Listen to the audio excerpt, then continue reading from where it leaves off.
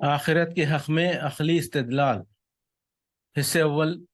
فہرست موضوعات تفہیم القرآن، جلد پنجم، عنوان آخرت، صفحہ 113، سورہ قاف، آیات 9 تا 11۔ ونزلنا من السماء ماء مباركا فأنبتنا به جنات وحب الحصيد والنخل باسقات لها طلع نضيد رزقا للعباد وأحيينا به بلدة ميتا كذلك الخروج۔ اور آسمان سے ہم نے برکت والا پانی نازل کیا، پھر اس سے باغ اور فصل کے غلے اور بلند و بالا کھجور کے درخت پیدا کر دیے، جن پر پھلوں سے لدے ہوئے خوشے تہ بتہ لگتے ہیں۔ یہ انتظام ہے بندوں کو رزق دینے کا۔ اس پانی سے ہم ایک مردہ زمین کو زندگی بخش دیتے ہیں۔ مرے ہوئے انسانوں کا زمین سے نکلنا بھی اسی طرح ہوگا۔ استدلال یہ ہے کہ جس خدا نے زمین کے اس کرے کو زندہ مخلوقات کی سکونت کے لیے موزوں مقام بنایا، اور جس نے زمین کی بے جان مٹی کو آسمان کے بے جان پانی کے ساتھ ملا کر اتنی اعلیٰ درجے کی نباتی زندگی پیدا کر دی جسے تم اپنے باغوں اور کھیتوں کی شکل میں لہلہاتے دیکھ رہے ہو، اور جس نے اس نباتات کو انسان و حیوان سب کے لیے رزق کا ذریعہ بنا دیا، اس کے متعلق تمہارا یہ گمان کہ وہ تمہیں مرنے کے بعد دوبارہ پیدا کرنے پر قادر نہیں ہے، سراسر بے عقلی کا گمان ہے۔ تم اپنی آنکھوں سے آئے دن دیکھتے ہو کہ ایک علاقہ بالکل خشک اور بے جان پڑا ہوا ہے، بارش کا ایک چھینٹا پڑتے ہی اس کے اندر سے یکایک زندگی کے چشمے پھوٹ نکلتے ہیں، مدتوں کی مری ہوئی جڑیں یکلخت جی اٹھتی ہیں، اور طرح طرح کے حشرات الارض زمین کی تہوں سے نکل کر اچھل کود شروع کر دیتے ہیں۔ یہ اس بات کا کھلا ہوا ثبوت ہے کہ موت کے بعد دوبارہ زندگی ناممکن نہیں ہے۔ اپنے اس سری مشاہدے کو جب تم نہیں جھٹلا سکتے تو اس بات کو کیسے جھٹلاتے ہو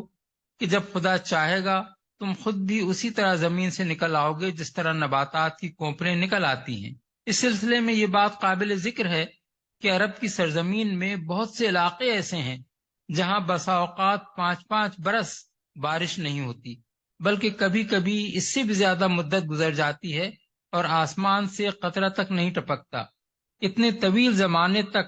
تپتے ہوئے ریگستانوں میں گھاس کی جڑوں اور حشرات الارض کا زندہ رہنا قابل تصور نہیں ہے۔ اس کے باوجود جب وہاں کسی وقت تھوڑی سی بارش بھی ہو جاتی ہے تو گھاس نکل آتی ہے اور حشرات الارض جی اٹھتے ہیں۔ اس لیے عرب کے لوگ اس استدلال کو ان لوگوں کی بنسبت زیادہ اچھی طرح سمجھ سکتے ہیں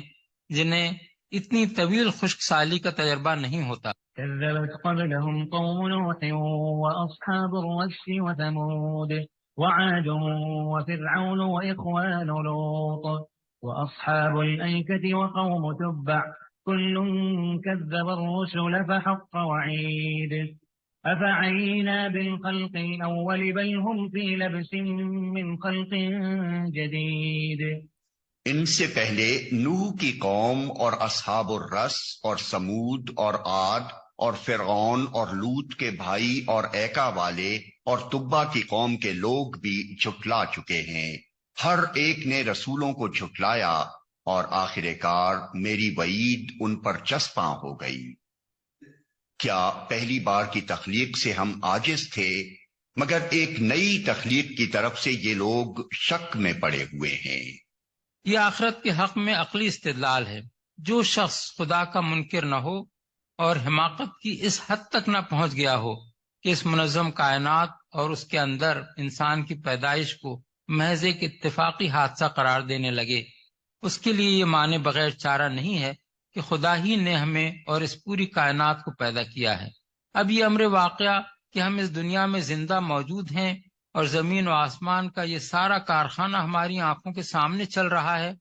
آپ ہی اس بات کا صریح ثبوت ہے کہ خدا ہمیں اور اس کائنات کو پیدا کرنے سے عاجز نہ تھا۔ اس کے بعد اگر کوئی شخص یہ کہتا ہے کہ قیامت برپا کرنے کے بعد وہی خدا ایک دوسرا نظام عالم نہ بنا سکے گا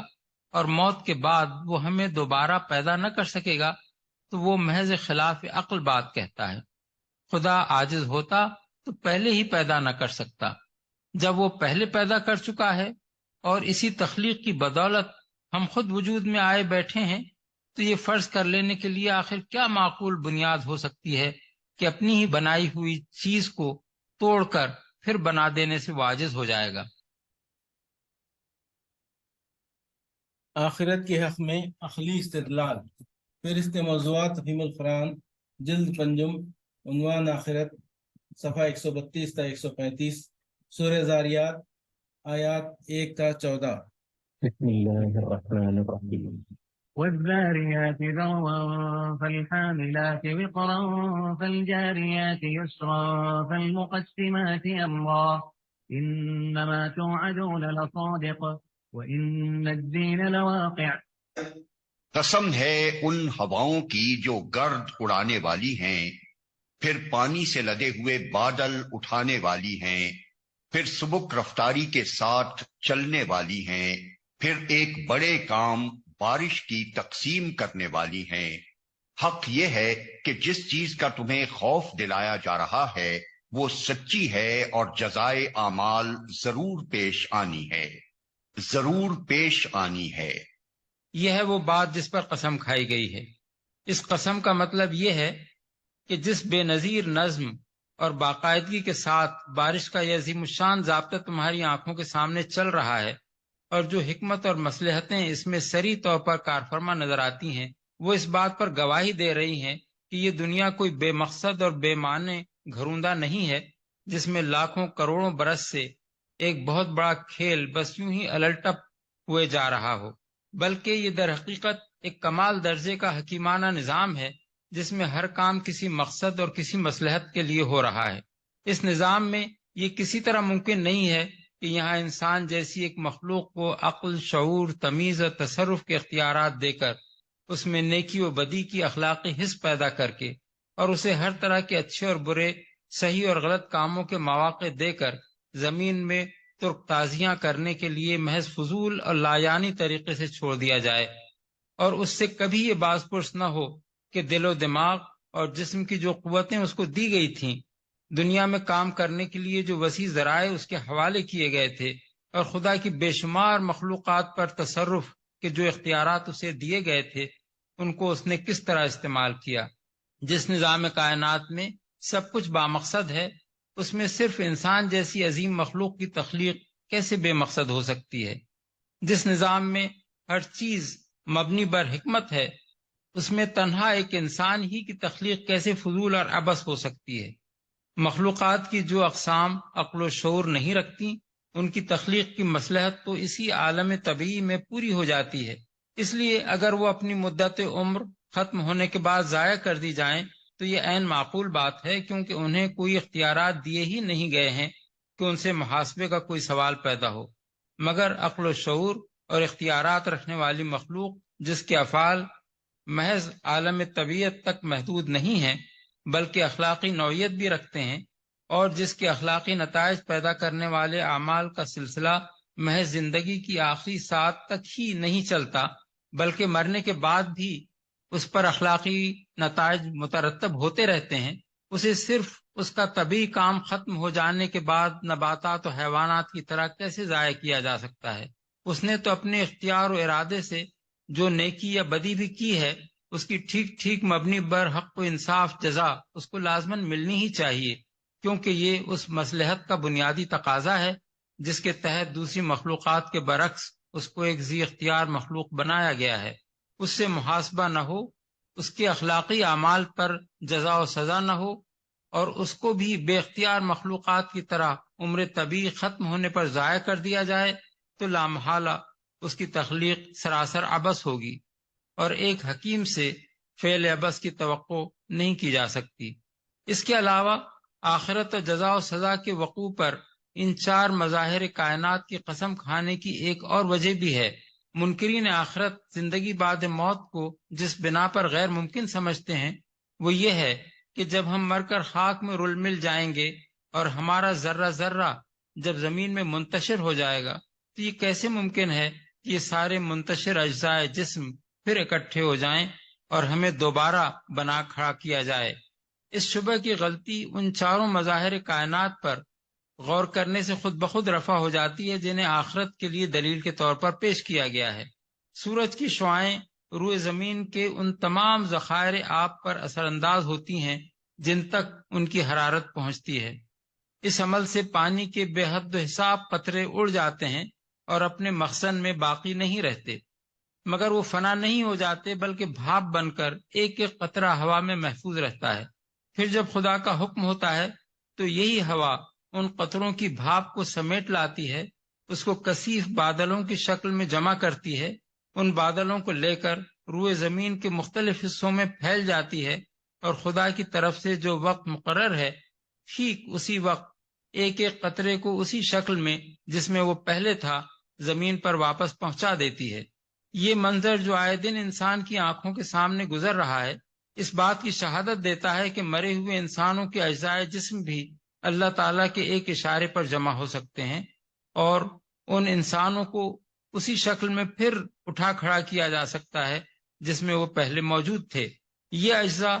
خواہ مٹی میں ہوں یا پانی میں یا ہوا میں، بہرحال رہتے اسی زمین اور اس کے ماحول ہی میں ہیں۔ جو خدا پانی کے بخارات کو ہوا میں منتشر ہو جانے کے بعد پھر اسی ہوا کے ذریعے سے سمیٹ لاتا ہے اور انہیں پھر پانی کی شکل میں برسا دیتا ہے، اس کے لیے انسانی جسموں کے بکھرے ہوئے اجزاء کو ہوا، پانی اور مٹی میں سے سمیٹ لانا اور پھر سابق شکلوں میں جمع کر دینا آخر کیوں مشکل ہو؟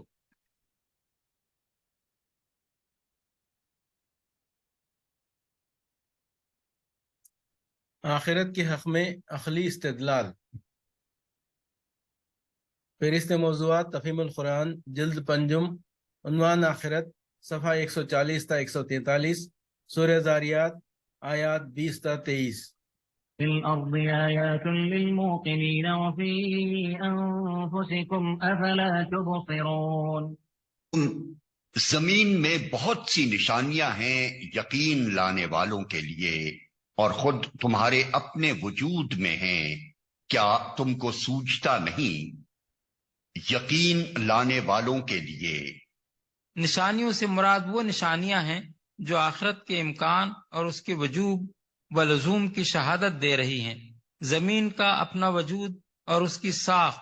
اس کا سورج سے ایک خاص فاصلے پر اور ایک خاص زاویے پر رکھا جانا، اس پر حرارت اور روشنی کا انتظام، اس پر مختلف موسموں کی آمد و رفت، اس کے اوپر ہوا اور پانی کی فراہمی، اس کے پیٹ میں طرح طرح کے بے شمار خزانوں کا مہیا کیا جانا، اس کی سطح پر ایک زرخیز چھلکا چڑھایا جانا، اس میں قسم قسم کی بے حد و حساب نباتات کا اگایا جانا، اس کے اندر خشکی اور تری اور ہوا کے جانوروں کی بے شمار نسلیں جاری کرنا، اس میں ہر نوع کی زندگی کے لیے مناسب حالات اور موزوں خوراک کا انتظام کرنا، اس پر انسان کو وجود میں لانے سے پہلے وہ تمام ذرائع و وسائل فراہم کر دینا جو تاریخ کے ہر مرحلے میں اس کی روز افزوں ضروریات ہی کا نہیں بلکہ اس کی تہذیب و تمدن کے ارتقاء کا ساتھ بھی دیتے چلے جائیں۔ یہ اور دوسری ان گنت نشانیاں ایسی ہیں کہ دیدہ بینا رکھنے والا جس طرف بھی زمین اور اس کے ماحول میں نگاہ ڈالے وہ اس کا دامن دل کھینچ لیتی ہیں۔ جو شخص یقین کے لیے اپنے دل کے دروازے بند کر چکا ہو اس کی بات تو دوسری ہے، وہ ان میں اور سب کچھ دیکھ لے گا، بس حقیقت کی طرف اشارہ کرنے والی کوئی نشانی ہی نہ دیکھے گا۔ مگر جس کا دل تعصب سے پاک اور سچائی کے لیے کھلا ہوا ہے وہ ان چیزوں کو دیکھ کر ہرگز یہ تصور قائم نہ کرے گا کہ یہ سب کچھ کسی اتفاقی دھماکے کا نتیجہ ہے جو کئی ارب سال پہلے کائنات میں اچانک برپا ہوا تھا، بلکہ اسے یقین آ جائے گا کہ یہ کمال درجے کی حکیمانہ صنعت ضرور ایک قادر مطلق اور دانا و بینا خدا کی تخلیق ہے، اور وہ خدا جس نے یہ زمین بنائی ہے نہ اس بات سے عاجز ہو سکتا ہے کہ انسان کو مرنے کے بعد دوبارہ پیدا کر دے، اور نہ ایسا نادان ہو سکتا ہے کہ اپنی زمین میں عقل و شعور رکھنے والی ایک مخلوق کو اختیارات دے کر بے نتھے بیل کی طرح چھوڑ دے۔ اختیارات کا دیا جانا آپ سے آپ محاسبے کا تقاضا کرتا ہے، جو اگر نہ ہو تو حکمت اور انصاف کے خلاف ہوگا، اور قدرت مطلقہ کا پایا جانا خود بخود اس بات کا ثبوت ہے کہ دنیا میں نوع انسانی کا کام ختم ہونے کے بعد اس کا خالق جب چاہے محاسبے کے لیے اس کے تمام افراد کو زمین کے ہر گوشے سے جہاں بھی وہ مرے پڑے ہوں اٹھا کر لا سکتا ہے۔ اور خود تمہارے اپنے وجود میں ہیں۔ یعنی باہر دیکھنے کی بھی حاجت نہیں، خود اپنے اندر دیکھو تو تمہیں اسی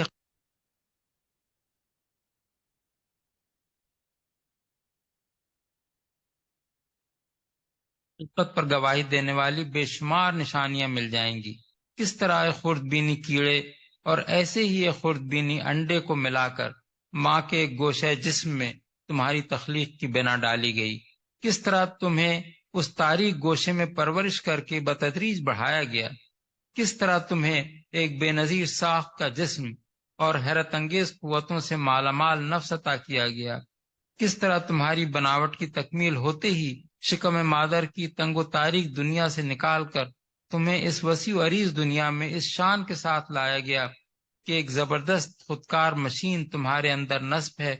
جو روز پیدائش سے جوانی اور بڑھاپے تک سانس لینے، غذا ہضم کرنے، خون بنانے اور رگ رگ میں اس کو دوڑانے، فضلات خارج کرنے، تحلیل شدہ اجزاء جسم کی جگہ دوسرے اجزاء تیار کرنے اور اندر سے پیدا ہونے والی یا باہر سے آنے والی آفات کا مقابلہ کرنے اور نقصانات کی تلافی کرنے، حتیٰ کہ تھکاوٹ کے بعد تمہیں آرام کے لیے سلا دینے تک کا کام خود بخود کیے جاتی ہے، بغیر اس کے کہ تمہاری توجہات اور کوششوں کا کوئی حصہ زندگی کی ان بنیادی ضروریات پر صرف ہو۔ ایک عجیب دماغ تمہارے کاسے سر میں رکھ دیا گیا ہے جس کی پیچیدہ تہوں میں عقل، فکر، تخیل، شعور، تمیز، ارادہ، حافظہ، خواہش، احساسات و جذبات، میلانات و رجحانات اور دوسری ذہنی قوتوں کی ایک انمول دولت بھری پڑی ہے۔ بہت سے ذرائع علم تم کو دیے گئے ہیں جو آنکھ، ناک، کان اور پورے جسم کی کھال سے تم کو ہر نوعیت کی اطلاعات بہم پہنچاتے ہیں۔ زبان اور گویائی کی طاقت تم کو دے دی گئی ہے جس کے ذریعے سے تم اپنے معافی ضمیر کا اظہار کر سکتے ہو،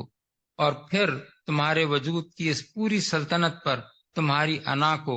ایک رئیس بنا کر بٹھا دیا گیا ہے۔ ان تمام قوتوں سے کام لے کر رائے قائم کرو اور یہ فیصلہ کرو کہ تمہیں کن راہوں میں اپنے اوقات، محنتوں اور کوششوں کو صرف کرنا ہے، کیا چیز رد کرنی ہے اور کیا قبول کرنی ہے، کس چیز کو اپنا مقصود بنانا ہے اور کس کو نہیں بنانا۔ یہ ہستی بنا کر جب تمہیں دنیا میں لایا گیا تو ذرا دیکھو کہ یہاں آتے ہی کتنا سر و سامان تمہاری پرورش، نشو و نما اور ترقی و تکمیل ذات کے لیے تیار تھا، جس کی بدولت تم زندگی کے خاص مرحلے پر پہنچ کر اپنے ان اختیارات کو استعمال کرنے کے قابل ہو گئے۔ ان اختیارات کو استعمال کرنے کے لیے زمین میں تم کو ذرائع دیے گئے، مواقع فراہم کیے گئے، بہت سی چیزوں پر تم کو تصرف کی طاقت دی گئی، بہت سے انسانوں کے ساتھ تم نے طرح طرح کے معاملات کیے، تمہارے سامنے کفر و ایمان، فسق و طاعت، ظلم و انصاف، نیکی و بدی، حق و باطل کی تمام راہیں کھلی ہوئی تھیں، اور ان راہوں میں سے ہر ایک کی طرف بلانے والے اور ہر ایک کی طرف لے جانے والے اسباب موجود تھے۔ تم میں سے جس نے جس راہ کو بھی انتخاب کیا اپنی ذمہ داری پر کیا، کیونکہ فیصلہ و انتخاب کی طاقت اس کے اندر ودیعت تھی۔ ہر ایک کے اپنے ہی انتخاب کے مطابق اس کی نیتوں اور ارادوں کو عمل میں لانے کے جو مواقع اس کو حاصل ہوئے ان سے فائدہ اٹھا کر کوئی نیک بنا اور کوئی بد، کسی نے ایمان کی راہ اختیار کی اور کسی نے کفر و شرک یا دہریت کی راہ لی، کسی نے اپنے نفس کو ناجائز خواہشات سے روکا اور کوئی بندگی نفس میں سب کچھ کر گزرا، کسی نے ظلم کیا اور کسی نے ظلم سہا، کسی نے حقوق ادا کیے اور کسی نے حقوق مارے، کسی نے مرتے دم تک دنیا میں بھلائی کی اور کوئی زندگی کی آخری ساتھ تک برائیاں کرتا رہا، کسی نے حق کا بول بالا کرنے کے لیے جان لڑائی اور کوئی باطل کو سر بلند کرنے کے لیے اہل حق پر دسترازیاں کرتا رہا۔ اب کیا کوئی شخص جس کے حیے کی آنکھیں بالکل ہی پھوٹ نہ گئی ہوں یہ کہہ سکتا ہے کہ اس طرح کی ایک ہستی زمین پر اتفاقاً وجود میں آ گئی ہے؟ کوئی حکمت اور کوئی منصوبہ اس کے پیچھے کار فرما نہیں ہے؟ زمین پر اس کے ہاتھوں یہ سارے ہنگامے جو برپا ہو رہے ہیں سب بے مقصد ہیں اور بے نتیجہ ہی ختم ہو جانے والے ہیں۔ کسی بھلائی کا کوئی ثمرہ اور کسی بدی کا کوئی پھل نہیں، کسی ظلم کی کوئی داد اور کسی ظالم کی کوئی باز پرس نہیں۔ اس طرح کی باتیں ایک عقل کا اندھا تو کہہ سکتا ہے، یا پھر وہ شخص کہہ سکتا ہے جو پہلے سے قسم کھائے بیٹھا ہے کہ تخلیق انسان کے پیچھے کسی حکیم کی حکمت کو نہیں ماننا ہے۔ مگر ایک غیر متعصب صاحب عقل آدمی یہ مانے بغیر نہیں رہ سکتا کہ انسان کو جس طرح جن قوتوں اور قابلیتوں کے ساتھ اس دنیا میں پیدا کیا گیا ہے اور جو حیثیت اس کو یہاں دی گئی ہے، وہ یقیناً ایک بہت بڑا حکیمانہ منصوبہ ہے، اور جس خدا کا یہ منصوبہ ہے اس کی حکمت لازماً یہ تقاضا کرتی ہے کہ انسان سے اس کے اعمال کی باز پرس ہو، اور اس کی قدرت کے بارے میں یہ گمان کرنا ہرگز درست نہیں ہو سکتا کہ جس انسان کو وہ ایک خوردبینی خلیے سے شروع کر کے اس مرتبے تک پہنچا چکا ہے اسے پھر وجود میں نہ لا سکے گا۔